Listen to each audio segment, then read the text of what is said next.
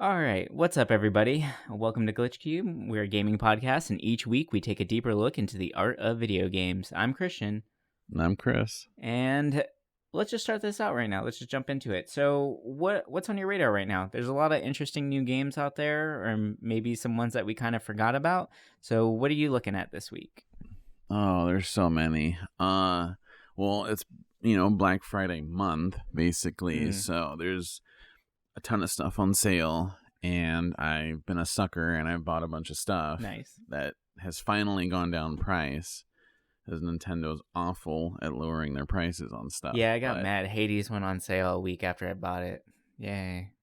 Is it still on sale? Yeah, it is. Damn. Yeah. Definitely pick that one up. that always happens though. You buy a game full price, and a week or a month later, it's like slashed. Yeah. Yeah. But yeah, I mean, I got some big name games like Fire Emblem Three Houses Nice. and Squadrons. Like all of these games, like ended up being pretty cheap. But the only one I've actually started playing from this like present to myself stuff is Maneater, which is a shark game. Oh yeah, that's right.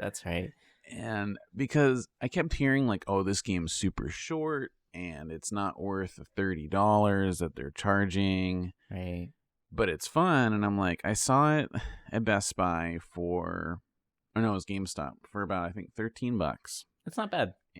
Yeah. And I had a coupon for like $10 off, which I used with a few other games too. And I'm like, well, that's not a bad deal for this, because what I kept hearing people say is, oh, the gameplay is usually up to like 15 hours and stuff like that. And I'm like, oh, well, looking at it like $1 an hour kind of like ratio, if it's worth it, I figured I'd jump on it. Yeah, I'd say that's less than $1 an hour, so. Exactly. And I updated it for the PS5, so it kind of had a little better graphics. Nice. Didn't really seem to run any better. Like there were still hiccups on it. And there was a weird bug at first with trophies, but that's been all been fixed. Okay. And nice. The game was a lot of fun. I mean, I definitely would not recommend it at full price. It's definitely a fun game for $10, $12 because I just 100%ed it this morning. Like I woke up super early before this. Oh, that was fast then. And I was like, I want to play it. So I completed it in about 12 hours. So perfect for me. You got your money's worth, and that adds to your 40/40s, right? Exact. I'm almost there. Nice. Like I'm getting there. I think I'm at like 34 right now. Oh, that's awesome. You're almost there. Yeah. So the problem is I've started some very long games, and I'm like, dude, I'm not gonna finish this by the end of December. You only got a month left, so I need to fill in some of those smaller indie games. But come back to Maneater, it's a fun game. It does get repetitive, and it doesn't seem like there's a whole lot to do, but you have 3 different types of armor, right? Because it has RPG elements. It's like an action RPG, and the different body types. One's makes you better at ramming boats. The other one, you can kind of poison enemies, and then the third one, you kind of stun enemies. Okay. And there was different bosses throughout of it. You were fighting like bigger versions of like a sperm whale or an orca, and it was always fun. Like it was difficult at times because you could be underleveled pretty quickly, but the max level's 30, so it's not a huge grind. Once you hit 30, you're a mega shark, and you pretty much dominate everything. Like you can eat most things with one bite, and it was cool. I felt like it was just long enough without becoming too repetitious. And I heard that there's going to be DLC next year, some new content, which will be cool. I would definitely play more of it if it was given to me. But for what it's worth, like, yeah, if anybody out there can find it for under $15 and you want a game where you don't have to think too much and just kind of goof around and kill a bunch of things, like, yeah, Maneater's pretty good. Yeah, it seems like one of those games that would be easily like or have an easy addition of DLC. They can just kind of Yeah. keep adding to it. And kind of like speaking on that whole like turn your brain off and just play games for a while. I Mm-hmm. did it. I bit the bullet. Oh, I bought Pokemon what'd you Sword. get? Oh no! Yeah. How And do you like it? I actually enjoy it. It's fun. It's it's not like other Pokemon games. It's kind of silly and Yeah. honestly like so I've been playing it for only about like 3 hours right now. So nothing Mm-hmm. too crazy. I'm not so crazy or far into it, but all my Pokemon are currently at level 20 or above already, and I haven't even fought the first gym. I just got lost in the wild zone cuz that was actually really Oh yeah. interesting. And the fact that you can kind of just like freely go around and just do random stuff. It's nice. It's definitely not like older Pokemon games where like it's cool to be able to see what you're gonna catch and you can kind of like Right. run around and kind of pick and choose, or you find spots where like, oh, there's a Delibird herd over here, right, and they Mm-hmm. give a shit ton of experience for some reason, so I'm just gonna like slaughter this whole family real quick and just rack up experience for my guys.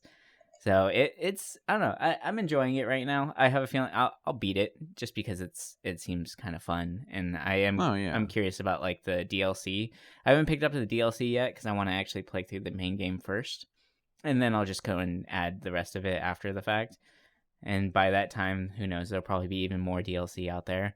But yeah, Probably. it's definitely one of those like turn your brain off kind of games. And every once in a while, I feel like we just definitely need that in life. Is just Oh yeah. you need something mindless just to kind of forget some of the mundane or difficult stuff. And I feel like it kind of helps us get into a better mindset to be able to deal with some of the more difficult things in our lives, is to be able to kind of go into that zen mode where you don't really have to think about much. It's almost like a weird like gamer meditation almost, right? Mm-hmm. Where you find these games where you can not you don't really have to think too much about it. Like Pokemon, yeah, there's strategy to it, but it's still just rock paper scissors. So Yep. you can kind of just go. And I mean, I've been playing these games for like 20 years now at this point. So it just definitely is one of those. It's just like, okay, obviously rock type. All right, well, here we go. Let me just throw some water fighting at him real quick and just beat the shit out of him and then just move on to the next one or whatever it may be, right? Like Mm-hmm. it's nice to kind of have that right now. So it's fun. It's fun. We'll see where it goes. I mean, I picked what's his name? I don't even know the names of all these new Pokemon yet because I'm so like out of the loop. But like Squabble or whatever the hell, the water The one. water. Yeah, Yeah, that's what I picked I too. picked him because I wanted his emo hair. Yeah, that's what won me over. Yeah, I was like, oh sweet dude, the second evolution has bangs. Yeah, I'll take it. And he throws water balloons. Like I'm kind of loving him right now. So like it felt like too much of a cop out to pick like the fire, Yeah. like it's like obviously those are going to be the stronger choices. For some reason water feels like it's always not the strongest out of the bat, right? Yeah, this feels like the middle ground. Yeah. So it's nice. It's fun. It's adding a little bit more of a challenge to it, which is good. But I mean, it's Pokemon. It's not hard. I'm not gonna like get one shotted right from the beginning, unless I go up against some of these like crazy big rare ones that are just roaming around. Which is Oh yeah, the ones that are like 10 levels higher than you. yeah, I made that mistake instantly. I walked in the wild and I was like, oh cool. I'm like, oh, I'm level 6 and you're level 30. All right, Mm-hmm. sweet. But it feels like the runaway function is actually like an instant runaway. I haven't had a case where it fails like it used to in the old Yeah. games, where then you just get taken out, which is it's nice. It's basically Pokemon with kid gloves. That's what it feels like. So That's a good way of putting it. I enjoyed my little bit of time I put into it. Like I think I got to the 6th gym mhm. and then it just stopped cuz like I don't know, at the time I guess my expectations were too high for it and I got really bummed out by it and I like really started disliking it. Yeah, But I loved how I also was doing Nuzlocke with it, so that might be another reason why. Like, I was trying to add that challenge. Yeah, I thought about doing Nuzlocke, but then I was like, you know what? No, I'm just gonna have fun with it. I'm Yeah. just gonna enjoy Pokemon, and I think that's the thing too. That like when the game first came out, I I stayed away from it because of all the negative things I was hearing about it. And Hmm. now that like I walk into the game kind of expecting some of these like negative aspects, I'm like, you know what? This is just enjoyable. This is just fun. Like I'm not surprised by like all of like the crappy animations or things like that. It's just yeah, no, it's Pokemon. It's fine. Like Yeah. it's fun and it's cool to actually learn some of these newer Pokemon that I just have Hmm. no idea who the hell they are. It's like Some of them are pretty cool too. yeah, like I really want to catch that Apple Dragon just because it's silly. But Yeah. but like I kind of want to build a team of just like what is this?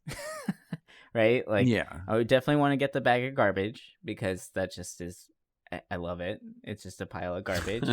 And I want the ice cream cone because that's just dumb, right? Oh Like I yeah. just want like a team of dumb Pokemon. It just Hell yeah. because why not, right? It just adds to the enjoyment. I think that actually might be more challenging too because it's the obvious choices are to pick like the strong ones, but if you pick Yep. them just because they look stupid and then you just try and beat the game with those, it could be more fun.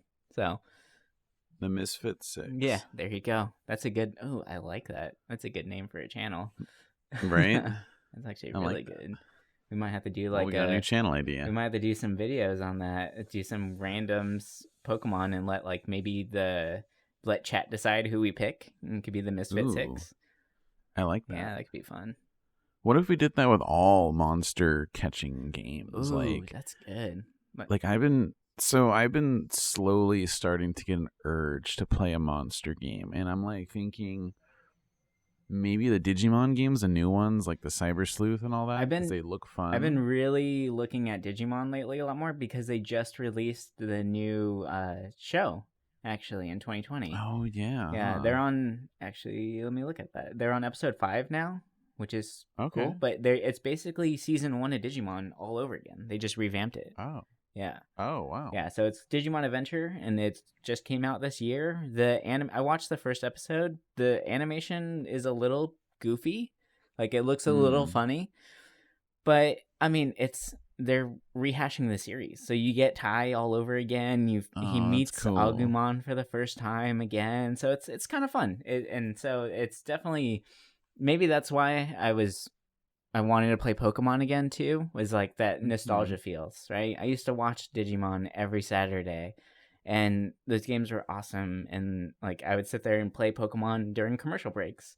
So it that might be why I definitely needed to play It's Pokemon the at this point. nostalgia Mm-hmm. speaking again. Yep, it's coming. It always comes back. It always comes back to nostalgia, which is just funny. But that would be an awesome idea for a little show there. So we might have to kind of pocket that one. Yeah, I like that. That's yeah, definitely. Yeah. There's so many like games like this now. It's like there's Nexamon Extinct, which is kind of the big one right now, Nexamon's from what fun, I keep actually. reading. I've played that on my phone. I have it currently. Huh. It's actually really fun. It's hard, That's surprisingly. what I've heard. It's Pokemon but hard version, and you can get all the starters in the field, which is cool. Oh, that's Yeah, cool. so you don't have to worry about picking one and kind of just being stuck with it. You can actually catch all the starters and all the rares, like pretty early on I too. like that. So it's actually really nice that they included that. Because I mean, That's I've cool. always wanted to see a random Charmander in the field, but that just doesn't happen, right? Oh yeah, So never. like that would be really cool, and they did that really well with these guys. So That's cool. I'll have to check it out. Like I just keep hearing about it, but I never actually like touched it. yeah, no, it's definitely a good one. It's difficult, which makes it more fun. But I mean, all these little like cutesy monster games just they always kind of like tug at you, right? Where you're like, oh, I Mm-hmm. just want to play it because it's so freaking adorable, and it's hard to not instantly kind of like fall in love with these guys. Like speaking of that, with the new release of well, the demo's out right now, but Pikmin 3 Oh is coming yeah. out, and those games.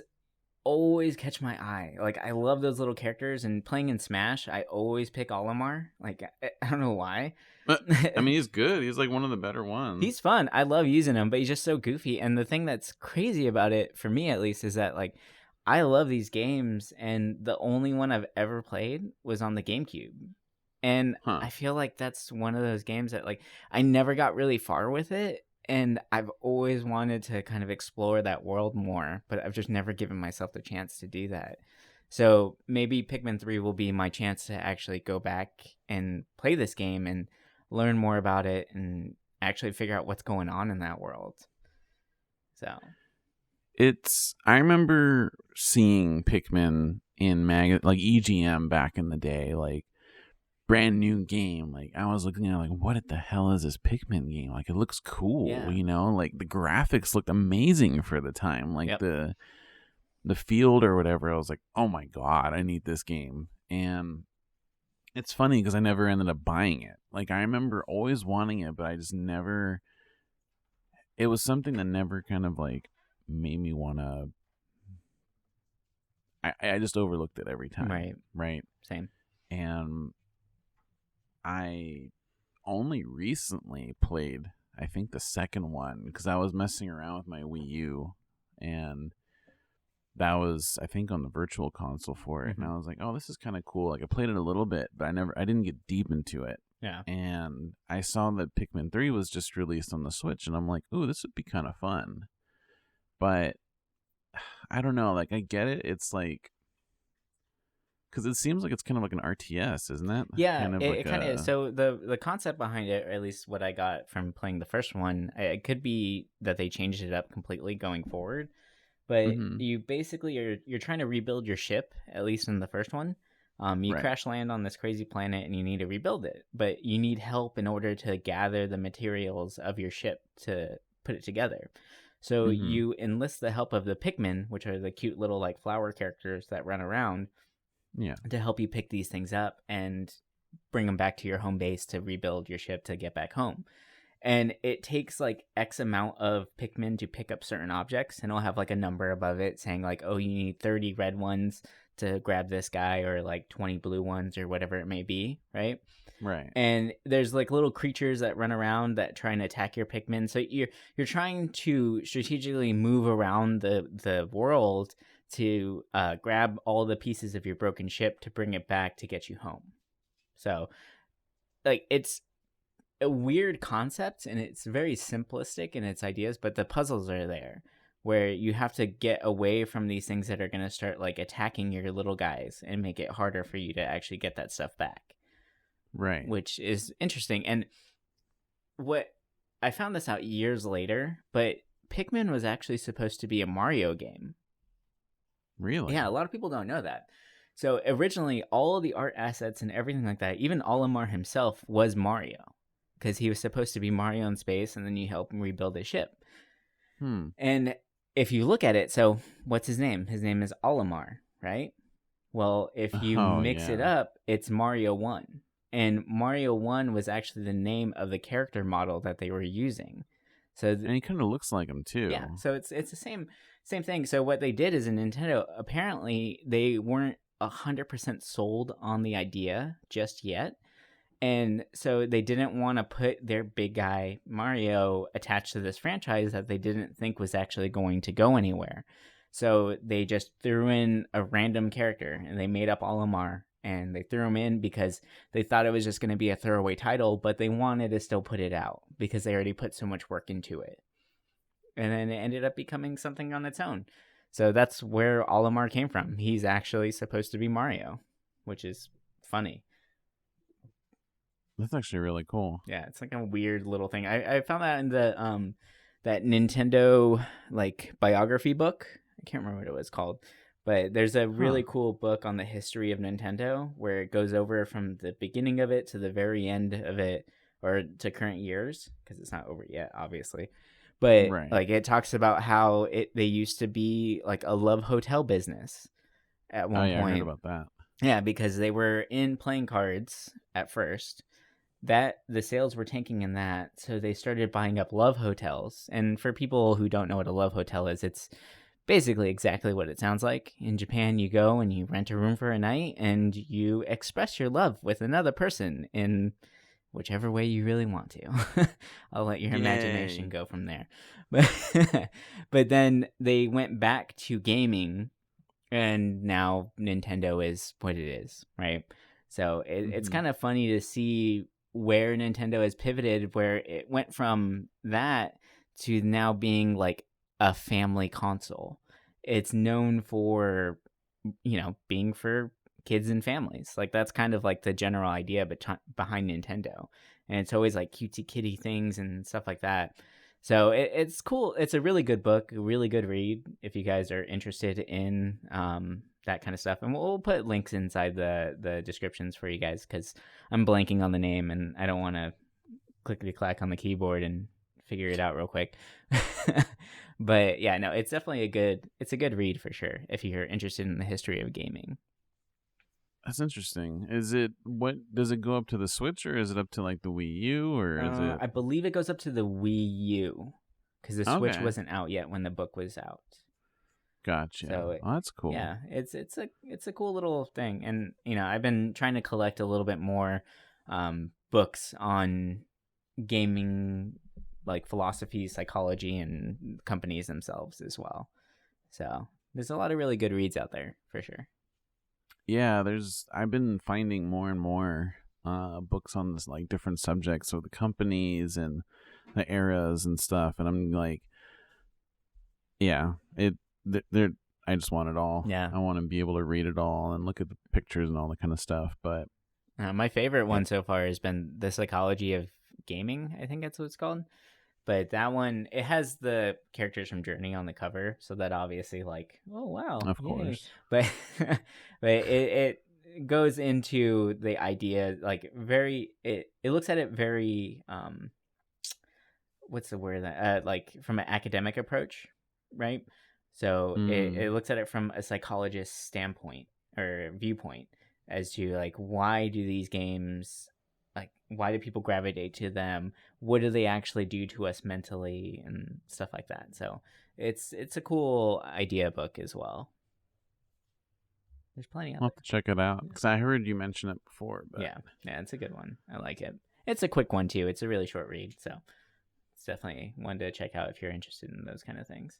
And for everybody else, well, I'll make sure that those are in the descriptions for anyone that's actually interested in them. And we might throw a couple other books in there too if we find something while we're setting that up. yeah, I'll throw. There's a few books that I've been looking at recently. I'll give you the links for the description as well. It's mostly like kind of like the history of like a ton of games for the Super Nintendo, Mm-hmm. Genesis. Like I think they do it up to the Dreamcast now, but they're very interesting reads if you're into the more like retro game kind of world. Oh, like Masters of Doom. That's a fantastic book. That Ooh. one's really good. It goes into the full like start and end of id, which is really Oh cool. wow. And like learning about that programmer and what they went through and all that, like really bizarre people, really over the top. Yeah. So it's really that one's a really cool read. Like the developer ended up getting rid of his cat because he said he didn't have time to take care of a living creature because he was too busy building new systems for Doom. Like it's like what? It's like you can't just turn Yeah. around and I feed saw a his bowl, like right? Like it's just. they're pretty easy to take care of too. Mm-hmm. Yeah, I saw a episode on that High Score show about John Romero Yeah. and the whole id, and it was really interesting how they started. And I mean, they're one of the most like influential kind of in the whole like gaming community, at least for like shooters. It's Yeah. No, they built entire systems from the ground up. So like when those games were coming out, they didn't have like Unreal or things like that, like already pre-built engines to mm-hmm. accomplish the goals that they wanted. That it was all built by one programmer sitting in a room. He built the engine that these games were based off of, and then other people took that engine and ran with it. And that's where we get the shooters of today. So it's on the shoulders of these guys these gaming giants that we have these shooters that we can play now, which is just insane to think about from a developing standpoint. Like, to be able to create an entire engine just on your own, that's nuts. Like, that's Oh yeah, bizarre. that's a lot of time. Yeah. Yeah. I mean, for me at least, I suck at first person shooter games. I really do, but I can definitely respect the amount of time and effort it takes to make them and actually get good at them. But I've never been able to actually be good at these games, and it's frustrating. I don't know about you. Like, what's your take on first persons? I mean, growing up, I didn't really play them too much. Mm. I only really started getting into them more around like the 360 era, Right. like that generation. But at first I didn't care for them because I hated how the controller felt. Like, I remember like getting decently good like ranks and stuff on Halo 3 and all of that. But once I started playing them on the computer, it was a game changer. Like, having a mouse and keyboard for it. Like, I hate sounding like one of those people that's like, oh, PC's better. But Master Race. yeah, when it comes to shooters, like, I can't play it on a console. Like, I try now. Like, I think I was trying to play Far Cry 5 with one of my buddies, and like, we're doing okay, but I'm just like, oh my god, like, I wish I had a mouse so I could like. I was playing on the PlayStation 4, and I'm just like, why is it so hard? Even with aim assist, it just feels weird. Like, with the mouse, I can like aim just right, and it just feels totally different. And I get that some people are really good with the controller when it comes to shooters. Yeah. I mean, you look at like different like teams like competitively, like especially like Call of Duty, they have like controller only players. Yeah. And it's just like, damn, like, these people are actually good with a controller. Like, that's kind of it's hit or miss, because I mean, sometimes they do leave aim assist on for the controllers, which I get that they kind of need, Right. because aiming is awful with a little joystick. But it's just, yeah, for me, shooters have been something that I've gotten better at over time, but I have to keep playing them to stay good. Like, I remember last year I randomly got into Warzone, and like, over the few seasons that I played, like, I was getting better and better at it, to the point where in my squad I was getting like 10, 15 kills, and like, it was easier for me. Nice. You know, I think it varies on the shooter too. You know, like Warzone I was really good at, but when I play like PUBG or I suck at PUBG. Ugh. like Counter-Strike, I was like, Counter-Strike Source I loved. I mean, it was pretty easy to get kills in that game, but I loved it. And then like Counter-Strike Go, it's like, oh god, like, I'm awful at it. Like, it's weird. I guess it really just depends like how much time I devote to one of those shooters, and then I just get really good at it. But when I try to play a different one, I'm like awful. Well, like, for me at least, like, those first person shooters, for some reason I've just never been able to be good at them. Like, I played a lot of Destiny, and I played a lot of Gears. Oh, yeah.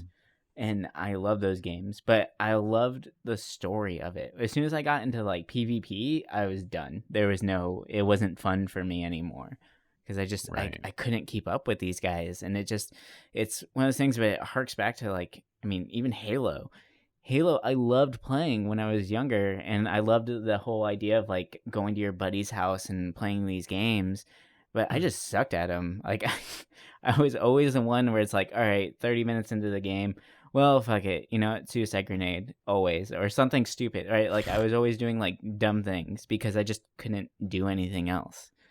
And I don't know, it's just, maybe that's just my Twitch reflexes, or the games that I grew up playing were more like slower paced, like strategy games.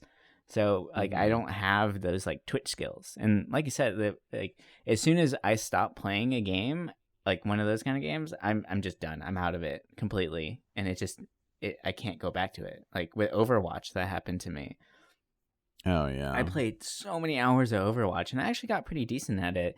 And then I stopped for a little while. And like a few months ago, I tried hopping back into a game, and I was like, nope, I can't. I just I've gone too far. Like I've gotten out of it for too long, and there's no way I can keep up with these kids anymore. That's another thing is like it's an age thing, you know. It's we're not 16 and playing games all day when we're not in school, you know. It's we have responsibilities now. We can't Mm-hmm.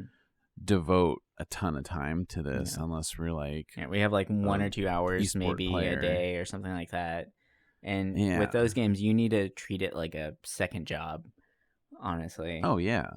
in order. I Yeah. mean, when I was playing Warzone, there'd be nights where for sure we would play it for like 5 hours straight, and that's why I was getting decent at it, because I was throwing a whole ton of time into this game. But for people that only spend like an hour or two with it, it's hard to get good at it, and it's kind of Yeah, frustrating, it's almost you know, impossible. unless you're Yeah.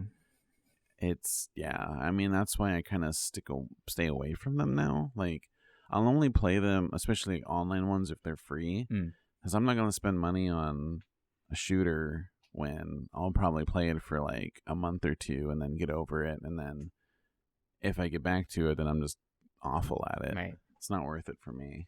Yeah. I mean, there's so many. Like, I always watch like let's plays of these kind of games, and I've always want to Hmm. get good at them. It's just, I just can't. I can't get into it. And like you said, like I don't want to. I don't want to end up spending money on these things just to get wrecked and then just never touch it again. So, yeah, it sucks because they definitely are fun. Like I get the Yeah, appeal. So, I think the last encounter where I really noticed it was I played the 2016 Doom on PC. mm, Loved it so much. And then I got Doom Eternal on the PlayStation. I was like, okay, I can't wait to get into this. But then it was just the difference of using the controller just made it so hard for me. I don't know why. yeah. It felt like it was too, even though I lowered the sensitivity, it just kept going everywhere. But I think for me, when I think about like what games I wish I were better at, Mhm. I think, probably like Soulsborne games. Honestly, Oh yeah, yeah.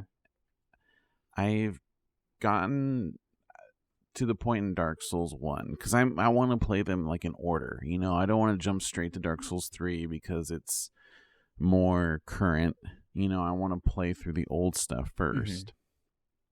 And in Dark Souls, I'm up to the forest. I just beat the boss there, and I'm going back. And The forest boss there, which that's the wolf, right? the The moth. moth. That's right. That's right. And you know, for me, like I tried playing Dark Souls so many times. Like when it was first came out on the 360, I was like, "This is cool!" Like all my friends are raving about it. I'm playing it a little bit. I'm getting past Undead Burg, and then I couldn't get into it. Like it at first, I was like, "This is kind of slow." I wasn't into dodging. I was always more of a person that tried to like just throw my shield up and take Hmm. hits, you know, but you can't really do that in that game. Like you have to be good at rolling. You Yeah. have to parry, and parrying for me was something like I could never like kind of comprehend when it came to these games. It's tough. It's definitely a weird skill that you have to acquire, and it's once again one of those games that you have to put a lot of time into it in order to get decent at them. Like I remember, Mhm. I beat Dark Souls 2, and that's the only Dark Souls that I've beaten. But Yeah. that was whenever I first moved back out to California. I didn't really know anybody yet. Like I didn't have any friends or a girlfriend yet at that point, you know. And I literally just I would go to work, get home, and then just play Dark Souls, and that's that's all I did. And I mean, putting in that much time and effort into it, yeah, that's why I was able to beat it and actually get like semi decent at it. But Mhm. I think now, like, I tried playing Bloodborne like last year or something like that, Yeah. and fuck, like I was able to, I just kept getting wrecked. I was like, you know what, this isn't fun, and I don't have unlimited time to dump into this just to get decent at timing these things and learning the animations of all the enemies to know when to properly dodge or hit, or when I can, cancel out their animations or whatever it may be. Like, it's just like, no, I don't have the time for this. I can't. Yeah, it's like I don't think I really like started getting good at these kind of games in general until, even though this is not a Souls game at all, but when I played Assassin's Creed Odyssey, I started really practicing with like parrying, and then I was like, oh, I'm gonna maybe one day I'll get back into a Souls game, right? Right. I waited, and then Ghost of Tsushima came out, and that's where I really learned how to parry like easily.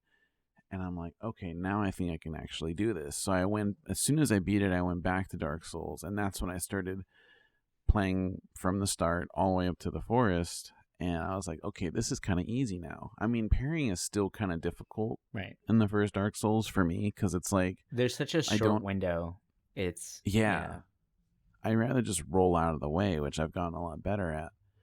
But it's definitely a lot easier for me now playing through it. I definitely want to keep playing. I also really just want to play Demon Souls now, because I know it's going to be a much cleaner experience, and I heard it's a little bit easier on the PS5. Oh, did they dumb it down a little bit?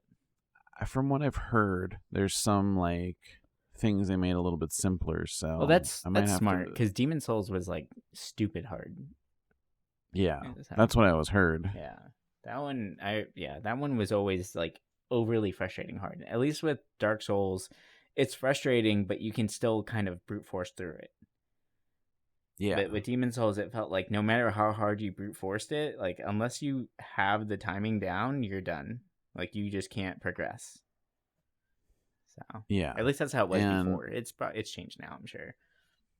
Probably they wanted to get more of like an audience in there for the most part. But another thing that I thought was cool about these is that you can have like a buddy join you. Oh, nice. And I noticed that makes things a lot easier too. Mm-hmm. The only problem is the people that I know that still like playing these games don't play them anymore. So it's kind of maybe out of the blue to really bug them to play it. Right. But yeah, that'd be cool to do. I'm enjoying getting of Dark or the Souls games. I'm down. Yeah. I mean, I still have Bloodborne, and I only got to the first area, and then I didn't get far because like I just ran straight into like a whole group of enemies. I'm like, oh god, like I'm done. You know, like, and I love the world. I love the setting that it's in, but I'd be definitely down to do like co-op with that, because I think it'd be a lot of fun. Yeah, no, that would be awesome. I'm totally down for that. And that would get us to, kind of tackle our inner demons of these games, so to speak, right? And just kind of bless our souls. Yeah, exactly, right? To maybe, I guess, give ourselves that reassurance that, no, we actually can play these games. We know what we're doing. Exactly. That make us look good. Yeah. Just feel better for a little bit, stroke the ego for a little while. Yeah, just a little. Yeah, there's nothing wrong with that. No. Yeah, I mean, go ahead. Obviously, like the Souls has bled into like a lot of genres now, so it's like kind of easy to play other games that are maybe a little bit easier. You look at Hollow Knight and what's another big one? I played a few like I don't want to say knockoffs, but games that have the same style, like Surge 2 and Lords of the Fallen, like those kind of games. I surprisingly got really far in those, but I think for me the biggest problem was I just always think back to the original Dark Souls, how clunky it is. Yeah. I feel like those games where you have to be really precise, you need that like 60 frames per second and like make sure like everything like runs perfectly. There's no player forgiveness in those games. Yeah. It's tough to really think about that. And when those games first came out, I remember looking at them and I'm like, why would anybody want to play this? Like, this makes no sense to me, because it went against everything that I understood about, the risk reward system, or just like how gaming was supposed to feel, I guess, in a sense, right? Yeah. Where it's you over time you can get better to tackle this challenge in front of you. But really with those games there is no like progression system. It's either you as a player level up yourself instead of leveling up a Mm-hmm. character, or you just fail. Right. And I actually have grown to really appreciate that model a lot. Like in recently with the Monster Hunter World, when that coming out, I got back into those Oh games, yeah. and I love Monster Hunter, but it was another one of those games that always was one that I would pick up and then I sucked at it, and I always wanted to get like those were games that I wanted to get into, like really dive into them. But with the controls and like the awkward camera movements of the original games, it was always really hard to really invest the time to get good at them. And with Monster Hunter World, it showed me that like leveling up you as a player is possible, and it is fun, and it is rewarding, right? But once Mm-hmm. again, with those styles of games, once you stop playing, you lose it. And then you have to Yep. put in the hundreds of hours to get back to that level again. And that's frustrating for people. And I don't know a lot of people that really want to just do that and continue that grind over and over and over again every time they take a break to play something else. Like I'm not just going to play one game for the rest of my life, right? So Yeah. being able to hop out of a game and hop back in where you left off and still feel like you know what you're doing is a rewarding experience. So that's why like those kind of games like the Souls games and all that, like those were always really challenging for me to really get into, because I always knew as soon as I stopped playing for like a week even, like I'm just going to be out of it and it's just not going to Yep. be a fun experience anymore.